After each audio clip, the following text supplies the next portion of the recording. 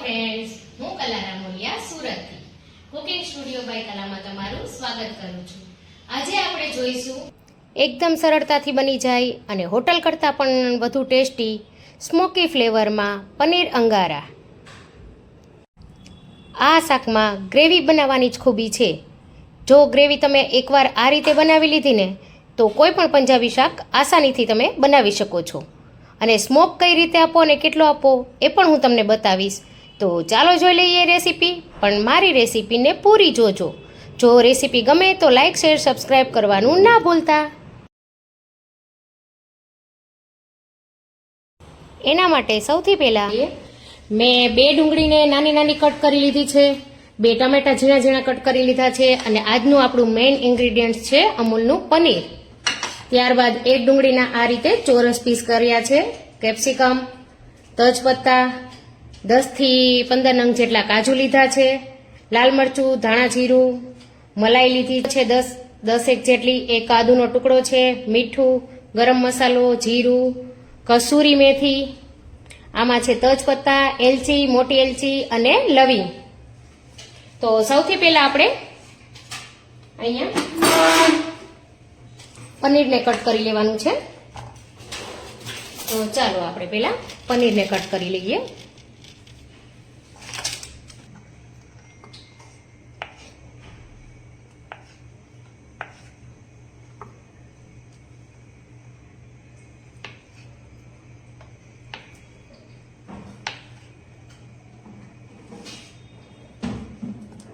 અને તમને જો મીડિયમ સાઇઝ પસંદ હોય તો તમે મીડિયમ સાઇઝના પણ કરી શકો, પણ અત્યારે આપણે પનીર અંગારા બનાવીએ છીએ તો આ રીતે આપણે મેં ટુકડા પેલા મેં પેન લઈ લીધી છે, તેમાં 1 ચમચી જેટલું તેલ ઉમેરી દીધું છે.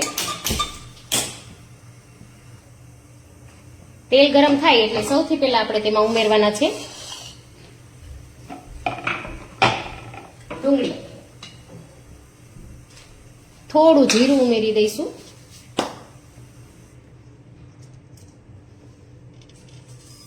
અડધી ચમચી જેટલું, અને ત્યારબાદ આપણે આ ખડા મસાલા જે લીધા છે એ ઉમેરી દઈશું.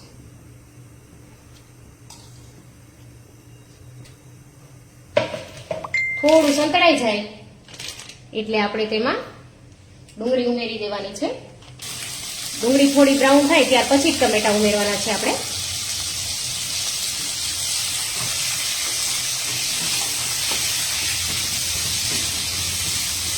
સાથે આપણે ઉમેરી દઈશું આદુ અને લસણ. હવે આને આપણે 2-3 મિનિટ સુધી ચડવા દઈશું. જ્યાં સુધી ડુંગળીનો કલર ચેન્જ ના થાય ત્યાં સુધી આપણે તેને ચડવા દેવાનું છે, બરાબર? ત્યાં સુધીમાં આપણે આ પેનને સાઈડમાં રાખી અને બીજી પેનમાં આપણે પનીર થોડું રોસ્ટ કરી લઈએ.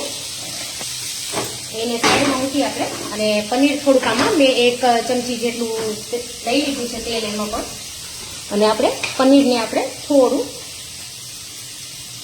બ્રાઉન કલર થાય ત્યાં સુધી થોડું કચાશ દૂર થઈ જાય એ રીતે આપણે રોસ્ટ કરી.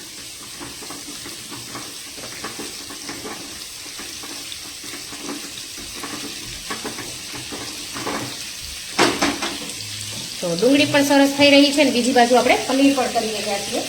તો આપણે ફટાફટ કેટલી જલ્દી રેસીપી બનાવી શકીએ ને એ હું તમને બતાવું છું કે આપણે બંને પ્રોસેસ સાથે કરીએ તો ખૂબ જ ઝડપથી બની જશે. તો આ રીતે આપણે થોડું તેને બધી સાઈડથી ગોલ્ડન બ્રાઉન કરી લેવાનું છે. તમે સીધું પણ ઉમેરી શકો, પણ આ રીતે કરીને જો ઉમેરશો ને તો ટેસ્ટ ખૂબ જ સરસ આવશે.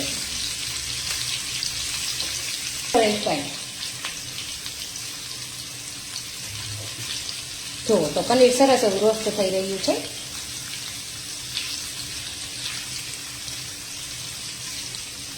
અને સાથે આપણી ડુંગળીને પણ આપણે મીડિયમ તાપે રાખી છે. તો હું તમને નજીકથી બતાવું. જો આ રીતે થોડો કલર ચેન્જ થઈ ગયો છે. તો હવે આપણે તેમાં ટમેટા ઉમેરી દેવાના છે. તો હું અહીંયા ટમેટા ઉમેરી દઉં છું સાથે જ, અને સાથે જ આમાં આપણે ઉમેરી દઈશું કાજુ.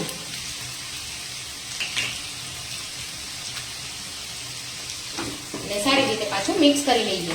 થોડું કલર ચેન્જ થઈ જાય ટામેટાનો એટલે આપણે તેને કાઢી લેવાનું છે અને ગ્રેવી આપણે બનાવી દઈશું સરસ. જો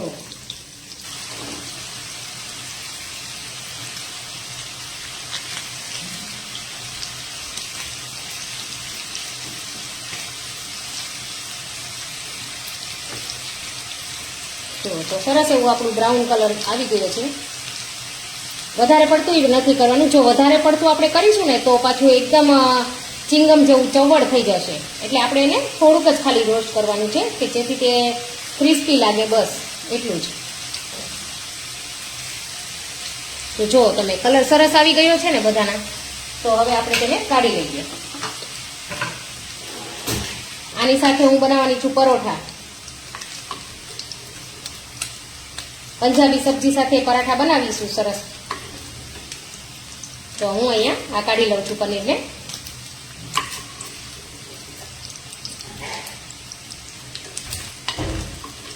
જો સરસ એવું બ્રાઉન થઈ ગયું છે. તો આમાં જ સાથે આપણે હજી એક વસ્તુ આપણે કરી લેવાની છે. બહાર થોડું કાચું મળે ને તો ટેસ્ટમાં ઘણીવાર મજા નથી આવતી. તો આજે હું થોડું નવું ડિફરન્ટ કરું છું. આ જ્યારે હવે તેલ હજી ગરમ છે ને ત્યાં સુધીમાં આપણે થોડા ડુંગળી અને આ જે કેપ્સિકમ છે એને પણ આપણે થોડા થોડા હલકા હલકા રોસ્ટ કરી લેવાના છે. ખાલી હલકા હલકા. જો ત્યાં સુધીમાં હું તમને પેલી ગ્રેવી પણ બતાવી દઉં છું. જો નજીકથી, કેમ કે હવે આપણે આ મતલબ આ ખાવા આવ્યું છે ગ્રેવી માટે મિશ્રણ તૈયાર. જો એકદમ સરસ પોચા પડી ગયા હોય ને એવું લાગે છે. હું ગેસની ફ્લેમ થોડા આપણે વચ્ચે વચ્ચે થોડું ચલાવી દઈએ. ખાલી હલકું 50 દૂર થઈ જશે ને તો પણ એનો ટેસ્ટ ખૂબ જ સરસ આવશે. આપણે આને ખાલી 1 મિનિટ જ રાખવાનું છે, વધારે ટાઈમ સુધી નથી રાખવાનું આમાં. અને આ બાજુ મને લાગે છે કે હવે આપણી આ ડુંગળી અને ટામેટા સરસ ચડી ગયા છે. તો હવે હું તેને પેલા એક મિક્સર જારમાં કાઢી લઉં છું. આપણે તેને થોડું ઠંડુ કરી અને પછી જ આપણે પેસ્ટ બનાવીશું.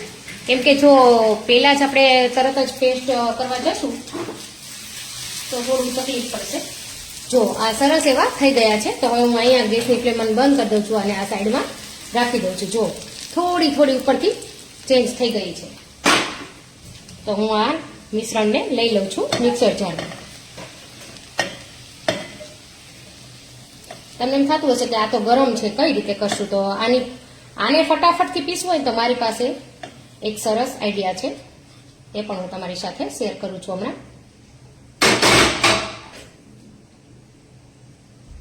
તો આ આપણે તરત આપણે પીસવું હોય ને તો એના માટે મેં અહીંયા લઈ લીધા છે 5 થી 6 બરફના ટુકડા.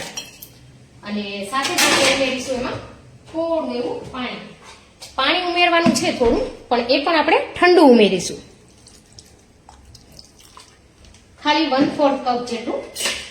અને હવે આપણે એને 1 મિનિટ માટે આમાં મિક્સ કરી લઈએ. જો એટલે બરફથી છે ને તેની સરસ ગરમ જે હશે ને તે નીકળી જશે અને પીસવામાં પણ સરળતા રહેશે, ફટાફટથી પીસાઈ જશે. જો તરત જ ઠંડુ થઈ જશે. હું અહીંયા ગ્રેવી થોડી ઓછી બનાવીશ પનીર અંગારામાં અને વેજીટેબલનો વધારે ઉપયોગ કરીશ કે જેથી કરી બધા બાળકોને પણ વેજીટેબલ જાય અને સારું એવું ટેસ્ટી બને. ગ્રેવી આપણે ઓછી બનાવવાના છીએ. જો ઠંડુ કરતા વાર નથી લાગતું જો તમે આ રીતે કરો. તેને પીસી લઉં છું.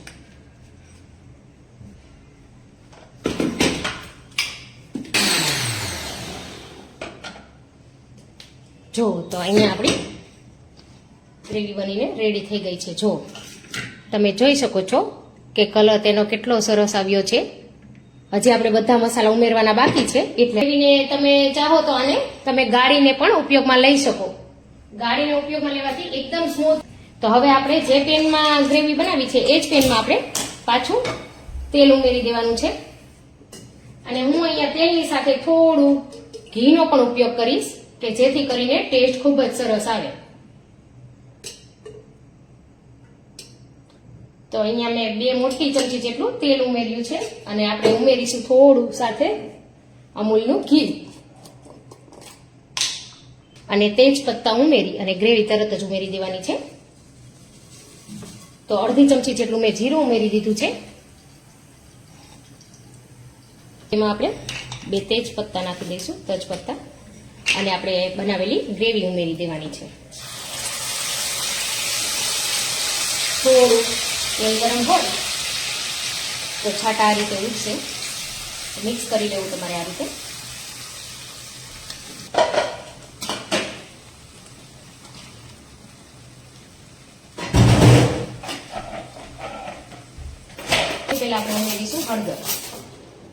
ઓર્ગેનિક હળદર છે અમૂલની. તો એ આપણે ખાલી ચપટી જ ઉમેરીશું તો પણ એનો કલર ખૂબ જ સરસ આવશે. ત્યારબાદ એક નાની ચમચી જેટલો ગરમ મસાલો છે, 1 ચમચી ધાણા જીરું અને 1.5 ચમચી જેટલું લાલ મરચું છે. ત્યારબાદ આપણે તેમાં મીઠું પણ સ્વાદ અનુસાર ઉમેરી દઈશું.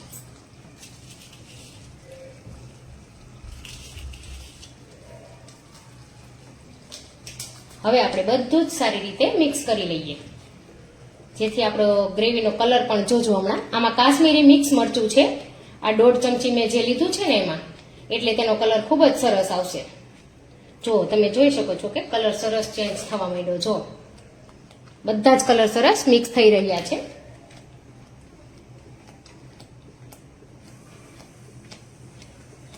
તો આપણે 2 થી 3 મિનિટ આને ગ્રેવીને ચડવા દેવાની છે, જેથી તેની કચાશ દૂર થઈ જાય. એમ તો આપણે ડુંગળી અને ટમેટા આપણે પકાવીને પછી જ ગ્રેવી બનાવી હોય, પણ તો પણ આપણે થોડી ઘટ થાય ત્યાર પછી આપણે આમાં બધી જ વસ્તુ ઉમેરવાની છે. અત્યારે જ સુગંધ એટલી સરસ આવે છે ને ફ્રેન્ડ્સ કે ખાવાનું મન થઈ જ જાય અત્યારે જ. જો એની ગ્રેવી કેટલી સરસ એકદમ સ્મૂથ બની છે. આને તમે હજી ગાળી હોય ને તો એકદમ બિલકુલ બહાર જેવી, આમાં થોડું પાણી ઉમેરી દો અને થોડી પતલી હોય છે બહારની, એ રીતે તમે બનાવી પણ શકો. કલર જેમ જેમ જેમ જેમ ગ્રેવી ઉકળશે ને એમ એમ કલર સરસ આવશે.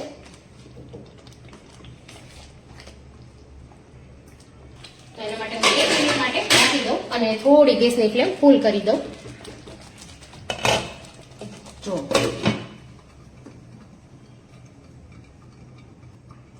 જો ફૂલ કરી દીધું છે એટલે થોડું ઉપર આ રીતે છાંટા ઉડી રહ્યા છે. હવે પાછું હું એકદમ ધીમું કરી દઉં છું. જો અને હવે આપણે તેમાં ઉમેરી દેવાના છે આપણે જે ડુંગળી અને કેપ્સિકમ રાખ્યા છે એ ઉમેરી દેવાના છે.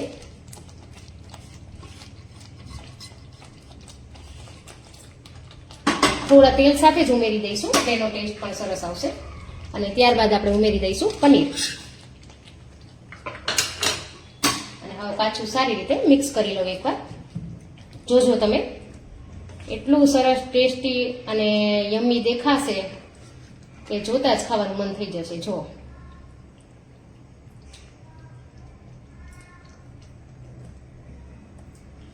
જો દેખાઈ રહ્યું હશે. એકદમ કેપ્સિકમ ને અને ડુંગળીને આ રીતે 1 મિનિટ માટે સાતળી લઈએ ને તો એટલું સરસ આમ ટેસ્ટી લાગે, કેમ કે પેલું જે આપણે ડાયરેક્ટ નાખીએ ને એની થોડી કચાશ લાગે, પણ આ રીતે તમે 1 મિનિટ માટે સાતળી અને ઉમેરશો ને તો એનો ટેસ્ટ ખૂબ જ સરસ આવશે. જો હવે તમને લાગી રહ્યું છે ને પરફેક્ટ દેખાવમાં પણ. તો હવે આ સરસ મજાનું અંદર મિક્સ થાય છે ત્યાં સુધી મારે અહીંયા કોલસો પણ મેં ગરમ કરવા માટે મૂકી દીધો છે, કેમ કે આપણે અંગારા બનાવીએ છીએ એટલા માટે. તો હું અહીંયા અડધી મિનિટ માટે આ ઢાંકીને રાખી દઉં છું. ત્યાર પછી આપણે કોલસો એમાં રાખીને ઢાંકશું પાછું. ચાલો, તો હવે છે ને આપણે આ થઈ ગયું છે તૈયાર, તમે જોઈ શકો છો. એમનેમ પણ સુગંધ સરસ બેસી જશે. આપણે હવે બંધ જ કરી દેવાનું છે, કેમ કે પનીરને અને ડુંગળીને અને કેપ્સિકમને આપણે ચડાવી લીધા હતા એટલા માટે. તો હવે આપણે અહીંયા ગેસ બંધ કરી દીધો છે અને તેમાં આપણે મૂકી દેવાનો છે કોલસો. પણ અત્યારે હું થોડી હજી પહેલા 1 ચમચી જેટલી મલાઈ ઉમેરી દઉં અને પેલા મિક્સ કરી દઉં. ત્યાર પછી આપણે ઉપરથી તો ઉમેરીશું જ.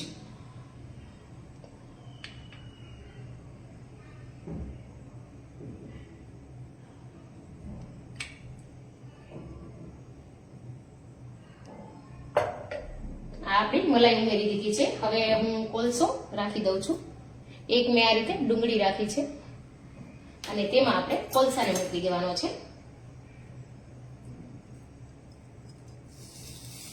જો સરસ એવો રહી ગયો છે. અને હવે તેની ઉપર આપણે ફટાફટથી રાખી દઈશું અમૂલનું ઘી. ઘી ઉમેરવાથી શાકમાં એટલો સરસ ટેસ્ટ બેસી જશે. સ્મોકી ફ્લેવર આપણે લેવાનો છે અત્યારે આનો. તો હું અહીંયા ઘી ઉમેરું છું. જો દેખાઈ રહ્યું છે કેટલો સરસ સ્મોક નીકળો. તો આપણે અડધી જ મિનિટ ખાલી ઢાંકીશું, કેમ કે સ્મોક આપણે વધારે આપી દીધો છે એટલા માટે.